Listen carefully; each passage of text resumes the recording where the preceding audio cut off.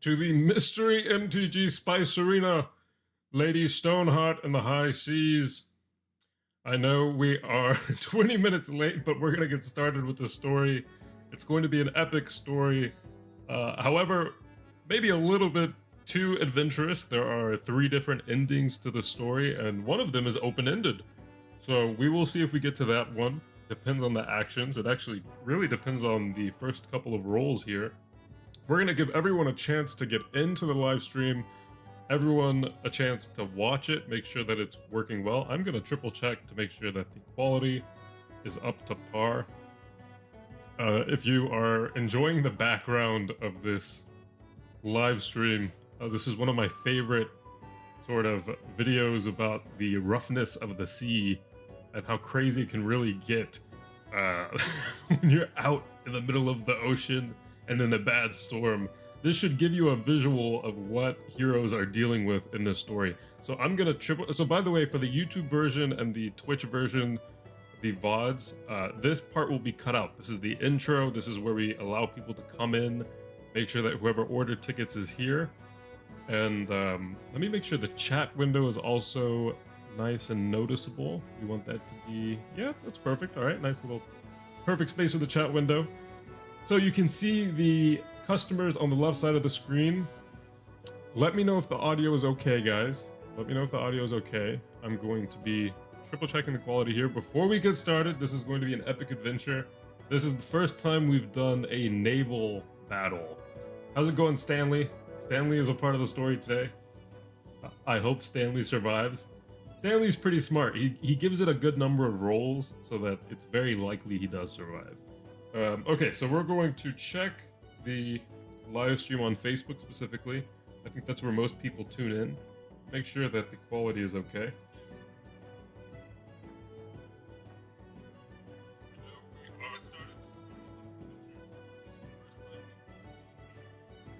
Okay, looks like the audio is okay. A little bit laggy for me. Hopefully it's not actually laggy. Okay. We're gonna give people a chance to come in. Not a lot of rolls tonight. I'm probably going to end up having to listen later. Preordained Saturday plans. That is fair. It is Saturday. You know, the days that it's best for us to do this are probably Saturday or Friday. People are off of work or people are getting off of work and they have a chance to come and sit in. I'm excited. I'm tired, but I'm excited. We're gonna have to really put some effort into this one. I think the problem with me is that my female voice is not very good, and that's my voice is a little bit too deep, so it's hard to have a good female voice. So the Lady Stoneheart might be a little bit hard for me to do. I will try my best, and you know, get rid of the ego so I don't mess it up too bad. So we have a pretty decent amount of people today, just the perfect amount for a great story. And we're going to get started very soon. Just going to wait for a couple of people to get in. Notifications just rolled out, I assume. And I also sent out an email, so hopefully as many people as possible can come in. So if you're winning today, we have a bunch of Apocalypse specifically for this event. And this is sealed from a sealed box, so it's going to be pretty epic. Bunch of Apocalypse, Mystery Booster Convention editions will be thrown in with that. We have Onslaught still, we have Torment. I don't know, you know, all of these sets are really good. I would pretty much want all of them. If you win a really high roll, then you can expect to see multiple of one set with another set. You've never opened Apocalypse. Well, this is your chance, Stanley. This is your chance. It's honestly, the thing is, getting packs from a sealed box is very important. That's the biggest part of it, right? Last time I opened an Apocalypse pack, I got a Yavimaya's Coast, which I think deals damage to you, but you get Simic. So it was pretty cool. Okay, guys, we gotta wake up. Everyone, high energy. We're going to enter this epic story. Remember, on YouTube, this part will be cut out, so you don't have to worry about the intro. Grab your drinks. I have some coffee next to me, and we're just gonna get ready for it. I'm gonna talk a little bit, make sure that we are prepped up. This is gonna be a fun story, but I also left this one a little bit more open, so we have to have the creativity flowing at certain aspects of the story. There is an ending in which It is not pre-planned, but we're just gonna see how it goes. I'm very excited. Today we have to be very ruthless with the rolls. So we're just gonna be doing the 1 through 49 is a loss, and the 50 through 100 is a win. So keep that in mind. If there's any issue with the audio, let me know directly. Just type it in chat. Don't feel embarrassed. Don't feel weird about that. Just let me know that the audio is not good, and I will be stepping in and attempting to fix that. So let's see what kind of music we have playing here. Are you guys okay with the music, the little pirate themed music? We can either have music or not have music. Either one is fine with me.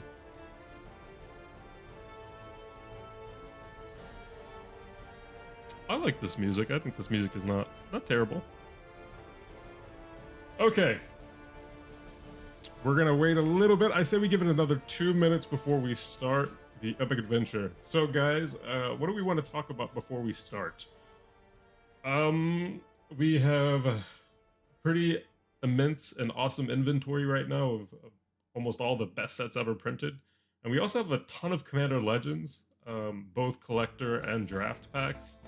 And I honestly, in my opinion, I don't know why I love opening Commander Legends. It's just such a good set, and the prices of the packs have been going up. The prices of the boxes have been going up. Now 140 a box or 130 a box. Pretty excited about that. I think Commander Legends will age very well as a set, so that's pretty cool. We're trying to throw that into a couple of, not as many packages as we can. Right now, Mystery Booster Convention Edition is a really popular set that we're sending out, and people like it. Aether Revolt, also very popular. Someone literally opened the masterpiece from it, I think, and they posted on the Discord, so that was pretty cool. And then we're also throwing a lot of Kaladesh, so if you get both Kaladesh and Aether Revolt and Battle for Zendikar, you're in a good place. You have a triple whammy shot at hitting 3 masterpieces out of 3 packs. That would be literally insane, and I hope that happens. If that happens, please get it on video. I would love to watch that. As you can see in the background, this background is a warship, and this is a video I love. This background is a warship going through a very turbulent sea, and this is a part of the story for today. Not the warship aspect, it actually is kind of a warship, but like, take note of the strength and the size of these waves smashing against the ship, and that's kind of the feeling I hope you get while you're listening to the story. And you know, pulled a Silvdrazi from you guys. Also, check Card Kingdom for college fat packs, $80 a piece. Silvdrazi, is that the most expensive card from the Mystery Booster Convention packs? I think that is. That the prices for those packs have to go up pretty soon. If you guys are pooling that stuff, post pictures on the Facebook page so I can see directly. I love seeing that stuff. And I typically only really watch our Facebook page. I'm not a big Twitter guy. Discord I will look at occasionally, but I'm always on Facebook. So make sure you post that there so I can look at it and I can enjoy it with you. Videos are better. I remember seeing a video of a guy opening a pack, and I was just as excited as him. It's kind of epic. Oh, you tagged us in those pools? I didn't see that. Oh, okay. Well, we'll check that out after. I don't think I saw someone pull a Silvdrazi, did I? Isn't it like a $200 card? With the Planeswalker logo. Oh, right. There's a difference without the Planeswalker logo. But, I mean, does that even matter? Oh, God. We get so picky about this stuff. It's the same card, you know what I mean? Some people get so picky about certain aspects of it. If it has the Planeswalker logo, if it doesn't, it really doesn't matter. It's both a test card. They're both really cool. I don't really understand the depreciation of it not having a Planeswalker logo. In fact, I think it's kind of better because I don't think the logo looks very nice at all on the card. I think the ones without the Planeswalker logo should be a little bit more expensive, but I know they're more rare, which is what collectors care about. So I think we have given it a good amount of time, and I think it is time for the story to start to unfold. And we're just going to get started. If you want anything to happen in the story as it's going on, I will try to check chat. Make sure that you have liquids with you so you can stay hydrated while we go through the story. Probably will take 40-ish to an hour. I would say 40 minutes to an hour. We're not going to try to make it a 2-hour thing. but it's not going to be very short. Keep in mind, combat can be kind of extensive sometimes, so just keep that in mind. Just keep that in mind. Shipping, a lot of stuff has been going out. CEDH crates should be going out by the end of September, end of this month. Very cool crate. I think it's going to be one of the most exciting for most people, and I think a lot of people are going to really love what they get. Pretty sure, because it's all so playable. I think the cheapest thing on there is a revised demonic tutor, might be the cheapest single on there. And if you get that, even that in itself is like, oh wow, this is pretty epic. So, okay, who's ready to get started? Type II Captain in the chat if you're ready to get started. II Captain in the chat. If we get 3 II Captains, we'll start. II Captain, just like SpongeBob. You guys ever seen SpongeBob? Oh, we should really do a kind of funny Mystery MTG Spice Arena where it's just a big gag. You know, it's a bunch of memes. That would be pretty funny, I think. Most of them have been very serious. Some of the spicy arenas that you have seen before are just literally people battling the devil or battling ancient demons that are coming out of the ground, kids that are infested with worms. Like, it's just, it's constantly very brutal. Today's a little bit different. I don't think today is that brutal. It is pretty epic. It's an epic story, but it is not brutal. It's not too dark. It's more of the adventure aspect of a story, you know? So it's kind of the... I'm not going to get into it. I don't want to spoil anything. But, okay, we have 3. Looks like we have 3. Okay. Alrighty, boys. Here we go. If you are not here and you bought tickets, that sucks. I hate that. I kind of wish that everyone who bought tickets is able to watch live. I know that's not possible. Nicholas Griffin had to leave early today, and I think he bought 4 rolls, 2 each for him and Portia Bingman. So hopefully you guys rewatch this later. This part will be cut out though, so hopefully I don't know how that's gonna work. We might just cut out the YouTube version, the intro from the YouTube version. Okay. Here we go. The beginning of these stories is always the hardest to get into. So, let me make sure, the final thing I'll do is I'll make sure that the music is not too loud. Is the music too loud, guys? Let me know if it's too loud, because the music at some point will not necessarily be matching the mood of the story. I might even have to pause it in the beginning, because it's not going to really be... it's not going to fit what's happening in the beginning. So I'm going to just triple check this again. We'll go into the YouTube side.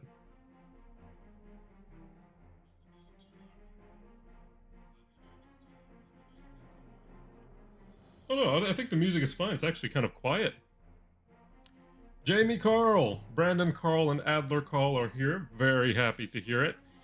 Jamie, do you guys want to... Because you guys have 2 roles. If you want that to be with a different character, if Adler or you want a role, let me know. I'll try to incorporate that. Currently, both of them are under Brandon. Okay, time to get started. Everyone, welcome to the Mystery MTG Spice Arena. Lady Stoneheart in the high seas. Danger lurks in these waters. Now, as we start the story, rather than starting in the ocean, we start at a local tavern in Arcades, a coastal town, and the mood is bright, drinks being slurped by men and women, perverted jokes littering the air, and a rumble of noise so loud the neighboring city can hardly catch a second of sleep. There sits, however, one man of unknown origin in this local pub. The bartender, Brandon Bonesole, attempts to question the man. "Hello, kind sir, what may I get you?" Upon asking this question, Brandon realizes the old man is lost in a gaze, mumbling with his mouth agape, showing what few teeth he has left in his ripe age. Sir, I mean to be no burden tonight, but it is quite a busy night, and a drink must be ordered to reserve the chair." To this, the old man slowly met Brandon's eye. And Brandon, you have to roll now. Now, Brandon, Brandon, this is a pretty important role. There are 3 endings, and this is the first role to change the ending. So, currently, as a recap, if you're just joining in, we're at a tavern. It's very happy. People are drinking. People are flirting with each other. It's super loud. But there is this old man sitting down at the tavern, and he's kind of the sore thumb out. He's not having fun. He's kind of mumbling to himself and drinking. And, you know, whenever that's happening at a pub, it's probably not a good sign. So, Brandon, the first roll, 1 through 49, is a loss. 50 to 100 is a win. Brandon, are you going to set this off on a good note? Brandon Bonsall?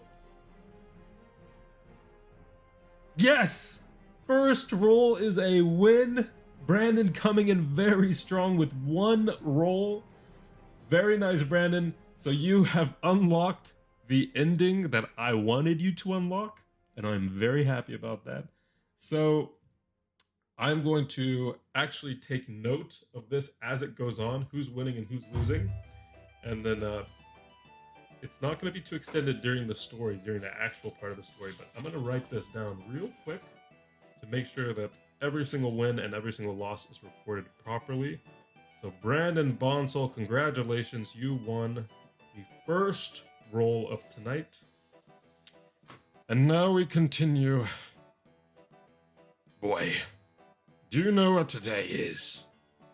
Brandon responds, well, of course. It's the Queen's Remembrance Day. For those who fought to protect this city from the filthy Azonian control. To this, half of the Abar erupts in a cheer, ears perked and ready to spew their support for the Queen, lest a guard hears otherwise. Filthy monarchy supporters, you lot. The bitch can barely defend her own castle, and yet you claim she defended this city. At this point, the bar has become dead silent. Some have their hands on their swords and pistols, watching intently. Keep in mind, speaking against the crown is a fatal offense. Brandon, in his polite nature, attempts to defuse the situation. Sir, I'm not sure you've had alcohol. I'm not sure if you've had alcohol before arriving here, but please let me just get you some water. And before he's able to finish the sentence, the old man stands up, eyes full of rage, and screams, I was a warrior for Lady Stoneheart before the death of the king. I was one of the few to have survived the Battle of Icarus, the sinking of the Hulk. The legends you talk of consist of my crewmates, those who lack the support of the crown, underfed, without the proper weapons to battle on 3 fronts. The bar is so deadly silent you can hear a pin drop. Frozen in time, awaiting this old man's explanation. If he is indeed a sailor of the Hulk, he is a legend among legends. The old man, now standing on his prosthetic foot, reveals his stomach to show deep holes within his skin, and scars resembling lightning that travel throughout every inch of his chest. I've kept silent for years, and now the story must be told. Now we shift into a different scene. Lady Stoneheart, welcome aboard the Royal Hulk. As you know, this is one of the most expensive vessels in the realm, if not the entire world, and it is completely impenetrable, and will make for a victory-winning piece in our war against Dazan. Thanks, Sir Rufus. Okay, this is... It's really hard to do female voices. Please don't judge me, okay? Thanks, Sir Rufus, but I must attend my quarters now. I am not easily comfortable on ships, and the Druids say a storm is brewing. The ship shan't be long, but I may not even be able to stomach the few hours required. Hold off on feeding the crew if you can. One of the filthy bastards dropped my Shalonian bracelet while helping me on board. Execute him if he does not properly apologize. That was my best attempt. Don't make fun of me. So, just to recap, we've shifted onto a very large royal ship called the Royal Hulk. And basically, the Queen is coming onto the vessel and they're going on a journey. We don't know where they're going yet, but it's obviously very apparent that she is not a nice person, okay? She's kind of being an asshole the second she's getting onto the ship. She's already wanting to execute someone who accidentally dropped a bracelet. So this is not starting off very well for anyone. Okay. Yes, ma'am. Understood. As the queen leaves to her chamber, Sir Rufus calls for Stephen Sayers, Jacob Silverstein, and Stanley Tarasowitz to watch the bow of the ship. Remember, Stoneheart is here. Any slip up and I must hang you. Good luck. Shivering, and with the spray of water and these rough seas constantly hitting these poor lads, Jacob has had enough. Isn't this a pile of goat shit? We serve a whore who feeds only herself and feels amused by the suffering of the realm. She's on the ship. We could probably kill the bitch if we wanted. Stanley, suffering from the cold, gives a soft laugh. Aye, we probably wouldn't even get arrested. It might even give us a promotion. Stephen and Jacob both give a hearty laugh in response, but a colossal wave hits the boat and knocks them forward. Stephen Sayers, holding onto the railing, peers into the water and is met by the vague reflection of one great, humongous yellow eye. Gods be with us! Stanley, Stephen, and Jacob have to roll now before this sentence finishes. Stanley Tarasowitz, the Black Knight. Stephen Sayers, Jacob Silverstein, you are now at the cusp of combat, and you each have to roll. Stephen Sayers, you have one roll, and you are the first one to see the eye of this creature. Who knows what it is, if it even is a creature. Stephen Sayers, one roll, you know the rules. 1 through 49 is a loss, 50 to 100 is a win. Stephen Sayers, what say you? Oh my god, Stephen Sayers. You know the rules. If you roll above a 90, you get something pretty spicy. Stephen Sayers, the last person who won above a 90, a 99 or 100, got a Mox Opal extended art. I don't know if it was foil or non-foil, but it's like a $130 card. Just for that big roll. So that is one win for Stephen Sayers, and that is a 99. Congratulations. That is some spice. We're starting this off strong. Both people have been winners so far. Jacob Silverstein, will you continue the winning train? You know the rules. 1 through 49 is a loss, and 50 to 100 is a win. Jacob Silverstein, what say you in the face of this ungodly creature? An 82. We are starting off really strong. Sometimes RNG is in a happy mood, and luckily for you guys, seems to be in a very happy mood. Jacob Silverstein, one win, an 82. Very nice. Congratulations. Stanley Tarasowitz, you have 3 rolls. Now, people have been, if you roll 3 wins here, this is going to be pretty insane, but we'll see what happens, okay? Jacob Silverstein, congratulations. Stephen Sayers, congratulations. Brandon Bonsall, congratulations. Remember, Apocalypse packs will be sent out. Onslaught, Mirrodin Besieged, Mystery Booster Convention packs, or even a combination of all of them, okay? Depends on how today goes. So we're going to be rolling 3 rolls for Stanley. Stanley the Black Knight has rolled very well in the past, and let's see if he does it again. Stanley Tarasowitz, the Black Knight, a hero we've seen in many battles. The first roll. Oh my god, it's a 97. Stanley Tarasowitz, you RNG god. I don't know how you always do this, but he always rolls very high. So that's 1 win with a 97. Very nice. We go to the second roll. Oh my god, what's going on? What is going on? 97 and the 99. 97 and the 99. And we're going to the third roll here for Stanley. Oh my god. You guys are, if everyone rolls high, the combat is just going to be easy, I guess. This is going to be pretty crazy. Third roll for Stanley is a natural 1. RNG God is like, you had way too much fun here. We're going to bring you back down to reality. Stanley rolls a 97, a 99, and a 1, so that is 2 wins.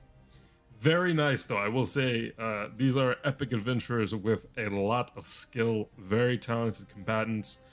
And now we come back to the story.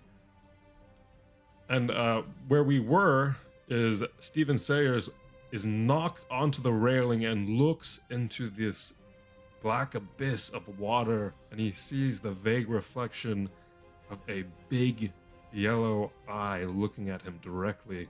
And he says, "Gods be with us." And before he's able to finish, huge tentacles come lurching out of the water, smashing into the side of the boat. Several of them start to come onto the deck of the boat, and they enter into combat with Stephen, Stanley, and Jacob. Now, you can tell by the rolls, these guys are guards. They have been trained for this battle. Stanley, taking out his great axe, starts to swing wildly, slicing several of these tentacles at one time. But keep in mind, this is a huge creature. There are dozens of tentacles now lurching across this boat, shifting it from left to right. People, 1 or 2 people being thrown off the side of the ship, but not Stanley, not Steve, and not Jacob. These guys are steady on the deck. They are battling these tentacles. Jacob grabbing his sword and shield, narrowly deflecting one of the tentacles as it comes towards him, lurching forward and bringing his sword down, cutting off a tentacle. One grabs him by the foot, and he's able to wrangle it open, cut that tentacle, and these people are on the deck battling as we can see it. Love it. I love the 2 high and then a crit fail. I know. I know you love that, Stanley. So right now they're just battling against these tentacles, not knowing what's happening. They're screaming. This is panic. The ship is no longer rocking with the waves. The ship is kind of held up in the air right now by whatever this creature is. And none of these guys have died. They're all just slaying this creature up front. What you can assume to be an enormous octopus, and several of his tentacles are now cut off. The ruckus on the bow has alerted Brandon Carl, Adler Carl, and Kevin Pollard, who quickly rush out onto the deck with the monstrous tentacles clutching the side of the ship. The ship no longer moves with the waves, and Brandon and Kevin, seeing this, enter into a back-to-back formation with Adler covering the flank, and tentacles come directly at them. Now you have to roll to see what happens here. This is like a Greek formation. They are literally back-to-back fighting off these tentacles. Brandon, Adler, and Kevin. Now Kevin Pollard. Oh wait, actually we're rolling for Brandon first. So 1 for Brandon Carl, 1 for Adler Carl. Brandon Carl, I wish you luck. 2. No, okay. This is not a repeat. I think last week or the week before that, Brandon rolled very well, and then the week after that, Brandon rolled really badly. So just give us a nice 90-something here. Give us a nice little win here. A 22. I'm gonna say because Brandon had this happen last week too, we're gonna give Brandon a win here. Because we need a win for the story here. We're gonna give Brandon a win. Theoretically, let's roll it again. 59. There we go. Brandon wins. Okay. Brandon Carl takes a win home. If you're here for multiple Spice Arenas and you're just rolling terribly, we're gonna have to step in, okay? It's not fun for the story if someone is losing constantly. And we know Brandon is an epic warrior, and IRL, he would not be losing these rolls, okay? So we're gonna assume that Brandon has won 1 roll. So Brandon Carl wins a roll. Remember, that is a guaranteed Apocalypse pack, an Onslaught pack, Mirrodin Besiege. You can send us your preference if you want to. Avacyn Restored, Mystery Booster Boss Convention packs thrown in with every single package. Congratulations on the win. It is an epic win. So as these warriors are back to back and these tentacles are flinging out of the water, the strength of which they come out of the water brings waves out onto the ship, slamming these warriors. They kind of slip up. The tentacles come at them. grab Adler by the leg. Brandon, swinging his axe down, chops the tentacle off. Adler, taking his dagger, starts to stab wildly into these tentacles. And Kevin Pollard, with his bow, is literally just sending out a flurry of arrows. And at this point, these arrows are literally... No problem, Jamie Carl. I see those messages. These arrows are literally going through the tentacles. These tentacles are very strong, but they're also kind of jelly-like. You know what I mean? So as they slam down, if you cut into them, they're quite easy to cut into. But if you're hit with them, you will die. It's very fatal. So Kevin is slinging across these arrows and attempting to do damage. Brandon is chopping away at these tentacles, and Adler is stabbing wildly into these tentacles. And these seem almost endless, as if something is prompting this to happen. This creature, you are assuming, is a god of the sea or something. This is something that no one has ever heard of, no fantasy has ever told. But we have to continue. So, at this point, the ruckus is so noticeable and so heavy that the queen finally wakes up from her slumber. And the queen has now run out of her quarters and looks for Sir Rufus. Rufus, alongside Benjamin Khan and Brittany Kozik, are in the engine room engulfed in smoke. "There's no way to repair it, sir, but we cannot abandon the ship. We are too far at sea." As the queen stumbles into the room, she yells, "You will all be executed for failure to protect the crown, you impetulant fools!" Brittany, with only 1 day of sleep in the past week, steps up and slaps the queen with a force so violent Sir Rufus stands visibly shocked. "Shut up, you pig! I'd rather be shoved up a hill giant's ass than defend your crown, you corrupted snot." The queen almost instantly begins bawling and screaming, proclaiming, "We're all going to die! We're all going to die!" Brittany, taking charge, tells Rufus and Benjamin that they must join the fray upstairs. The three of them head out of the room and attempt to climb up the deck. But as Sir Rufus grabs the ladder, Benjamin closely behind, something weird happens. Rufus, having only taken a few steps, is not moving. Benjamin, panic in his voice, says, "Sir, we don't have time! You've got to move!" It is at this point Benjamin sees the blade that has entered into Rufus's head and instantly recognizes the gold blade as a thing of myth, the serpent god of the sea, something every kid in that coastal city knows and has heard as just a little fantastical tale for school children. Brittany, in an incredible show of athletics, leaps up on top of Benjamin, using Rufus's shoulder as a step, and flings herself onto the deck, coming face to face with a large, slimy creature with human-like gills and spikes sprawling across his back, an ungodly monstrosity. Brittany and Benjamin, you must both roll now in the face of the serpent god. Now things are starting to click. Obviously something bad against the Azonians, or something from the Azonians, or maybe just a angered god. But Brittany here really taking the helm. Sir Rufus is now dead. He has been killed. Benjamin Khan right behind Brittany as she jumps out onto the deck. We first go with Benjamin Khan as he's crawling out onto the deck. He has 2 rolls. Now this will dictate what happens in combat. So Benjamin Khan, first roll for you. We will see how you do.